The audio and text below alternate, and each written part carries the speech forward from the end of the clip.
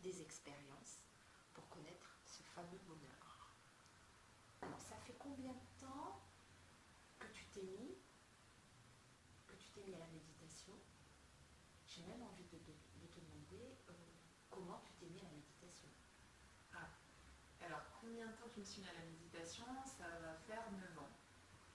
Et pourquoi? En fait, je te dirais que c'est ma première partie de vie qui était, quand j'étais designer et que je gérais une société, qui m'a amenée à la méditation. C'est-à-dire d'une difficulté, je suis passée à autre chose.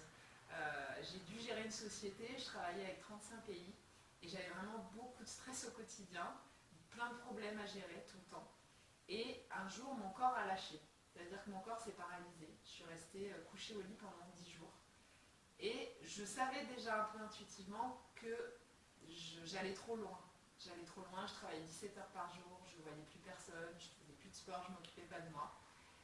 Mais j'ai voulu tirer sur la corde, hein, et elle a bien lâché. Voilà, c'est un peu moi aussi, je peux être assez extrême des fois dans les expériences. Voilà, je savais que ça allait lâcher un moment. Donc ça a lâché, c'était entre Noël et le Réveillon, à la période en plus familiale. Et donc je suis restée couchée ces 10 jours. Et là, pendant 10 jours, tu es en silence avec toi et il y a plein de choses qui viennent. Et je peux dire que c'était presque déjà une méditation. Ces 10 jours où j'étais couchée, seule avec moi dans un lit, je ne pouvais pas bouger, donc je ne pouvais même pas tenir un livre. Donc là, j'ai dû m'écouter. J'ai dû forcer, pour une première fois peut-être, à écouter la petite voix à l'intérieur et ce qu'elle voulait me dire. Et là, ensuite, tout doucement, je dirais que j'ai commencé déjà à travailler un peu moins. Et comme je pense quand tu vas dans le bon chemin, la vie, elle te récompense à un moment. Elle a dû dire, ah, elle a peut-être compris. Donc du coup, là, un jour, j'ai été faire un massage à l'Ayurvédique. Et dans la salle d'attente, il y avait un prospectus qui disait, si vous en avez marre d'être cœur tendre, d'être gentil, d'être au service des autres, de pas vous occuper de vous, tout ça, venez faire ce stage. Et le mot cœur tendre m'a parlé.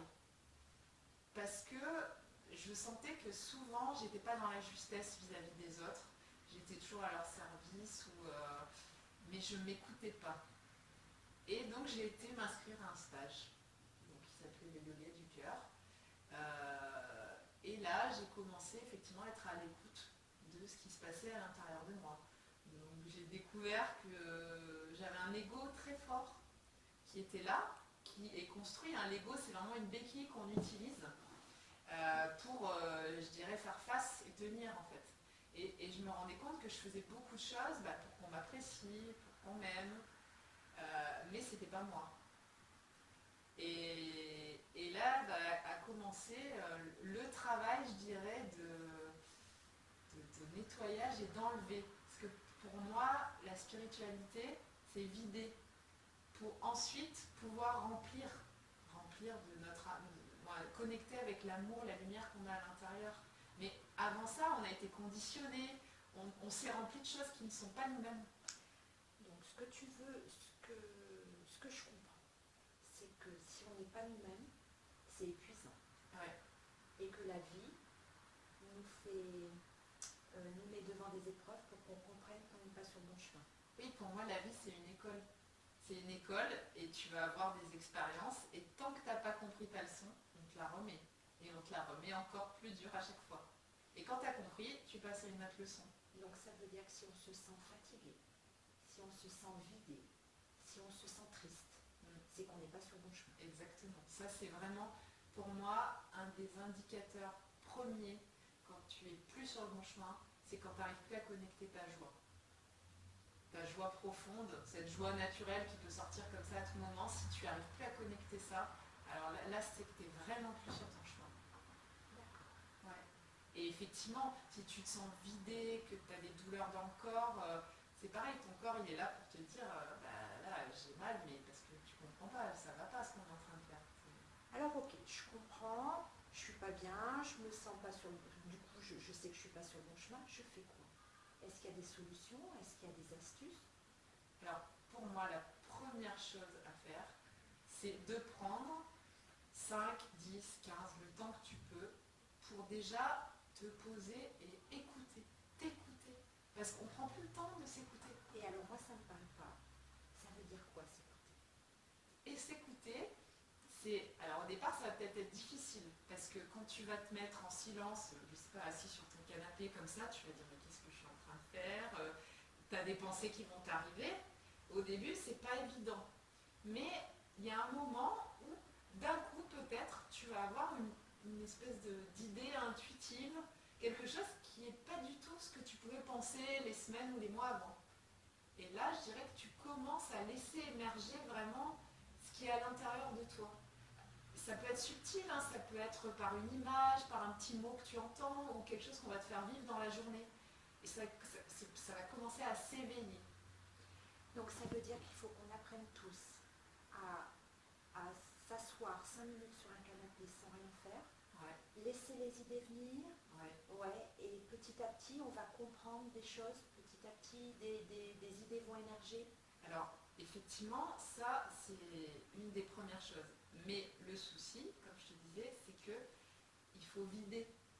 Donc, il y a aussi pour moi un travail qui doit être fait en parallèle, c'est un travail émotionnel. C'est-à-dire que depuis notre naissance jusqu'à maintenant, on a vécu plein de choses. Et il y a des choses qu'on n'a pas sorties. On a réprimé des émotions. Et ces émotions, elles sont là en toi et elles prennent de la place et elles bloquent ton circuit énergétique.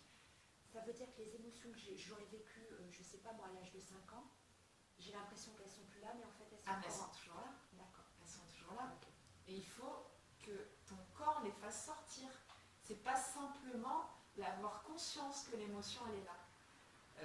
Ça, c'est vraiment quelque chose que j'ai expérimenté, que j'ai beaucoup travaillé, d'ailleurs que je travaille maintenant avec mes clients, c'est de leur faire comprendre qu'on est incarné.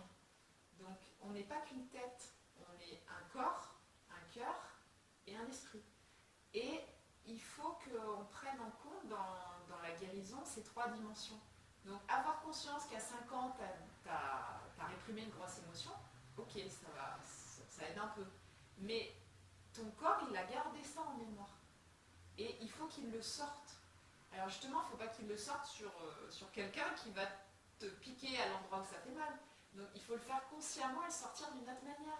Donc il y a plein de techniques. Moi, avec mes clients, je fais travailler avec des coussins où on va taper sur le sol, où on va crier, où on va exprimer corporellement et par la voix. D'accord. Cette émotion qui était enfouie pour la libérer. Donc se lâcher, parler, crier, oui. Taper des pieds. Même si ça date de longtemps. Est-ce qu'au moment où vous faites ça, vous repensez à des émotions ou vous pensez à rien de spécifique et vous lâchez seulement? Voilà, alors ça peut arriver qu'on parte de l'émotion, mais des fois on ne va pas y arriver. Donc effectivement, il peut y avoir une manière plus subtile. Donc moi je fais travailler avec une respiration qui est une respiration diaphragmatique, chaotique ça s'appelle. C'est fait pour que, parce que le diaphragme hein, c'est un parapluie et souvent justement il est tout coincé. Donc c'est pour ça que la voix, le chant, le cri, c'est quelque chose qui libère le diaphragme. En fait, toutes les techniques qui libèrent le diaphragme permettent de lâcher l'émotion. Donc en fait, moi j'utilise des techniques où on va faire des respirations bien particulières. Donc le diaphragme, il va s'ouvrir tout doucement et des fois ça va être tellement douloureux que l'émotion elle va jaillir d'un coup. Mais on ne sait pas forcément laquelle. Mais celle qui sortira, c'est celle qui doit être travaillée. Donc voilà, moi c'est une de mes méthodes, mais il y a plein d'autres méthodes pour laisser jaillir des émotions. D'accord. Mais c'est bien d'avoir, après d'essayer quand même d'avoir conscience de ce que tu viens de libérer. Ok. Voilà. Et est-ce qu'une fois que c'est libéré pour toujours? Ou est-ce que... Alors je dirais un peu qu'on est un peu comme un oignon. Ouais. C'est-à-dire qu'il y a plein de couches. Donc une fois que c'est libéré, effectivement ça va te soulager, mais il peut y avoir une deuxième couche et il peut y avoir une troisième couche. Parce que par exemple sous la colère, qui est une émotion forte, il peut y avoir la tristesse. Et cette tristesse profonde, tu ne l'as jamais touchée parce qu'au-dessus, il y avait la colère. Donc je dirais que voilà, tu vas enlever ça et ça et ça. Et il y a un moment où effectivement c'est ok. Ce problème-là, cette émotion, elle est réglée. Voilà. Et après, on passe... On passe à une autre émotion. On passe à autre chose. Donc ça veut dire que même seul, chez soi, on peut se mettre à se lâcher, à crier, à finalement quelque chose d'assez simple. Et moi alors, il y a quelque chose qui m'a beaucoup aidée dans ma vie, question qu'un chaman te pose quand il te rencontre. C'est depuis quand tu n'as pas dansé? Depuis quand tu n'as pas chanté? Depuis quand tu n'as pas médité? Tu n'as pas été en silence avec toi-même? Et donc tu essaies de répondre à cette question, et si effectivement tu es à côté de ton chemin, plus dans ton corps, et ben, tu chantes plus, tu danses plus, et tu n'aimes pas être tout seul. Et c'est des choses simples. Je veux dire, tout le monde a expérimenté ça, tu mets une bonne musique, et tu es là tout seul chez toi à danser, tout ça, déjà ça te fait du bien. Mais si en plus tu le fais avec une conscience que tu veux libérer quelque chose, ou même juste à l'écoute de ton corps qui va faire certains mouvements, tu vas pouvoir laisser sortir des choses. Et pour moi, ces trois choses, elles sont essentielles. C'est pas grand chose, mais danser, ça te met en lien direct avec ton corps et ton émotionnel. Chanter, c'est ta voix, c'est-à-dire c'est quand tu sors quelque chose, tu peux pas le rentrer, il sort comme ça. Et c'est ton âme en fait. On parle du chant de l'âme. Et ensuite, tu le sors vraiment de très profond, tu vois. Et ensuite, tu as médité, c'est-à-dire là, être à l'écoute d'intuition, d'idées, d'une chose de création qui a envie de sortir. Et ça, tu ne peux le faire qu'en étant en silence avec toi. Alors ça peut être en marchant dans la nature. Hein. Je veux dire, être en silence, ça ne veut pas dire être assis en lotus sur un coussin et plus bouger. Ça aussi, il faut arrêter avec ça. La méditation, c'est pas être assis en lotus sur un coussin. Alors justement, qu'est-ce que veut dire ce mot méditation? Alors pour moi, méditer, je dirais que ça veut dire retrouver l'union avec toi. Donc en fait, tes trois conseils pour finalement être un peu mieux, ça va être chanter, quelque chose de simple, danser, quelque chose de simple, et puis savoir aussi se poser. Sans employer le terme forcément méditer, déjà se poser seul un moment dans la journée ou dans la semaine. Au départ, tu fais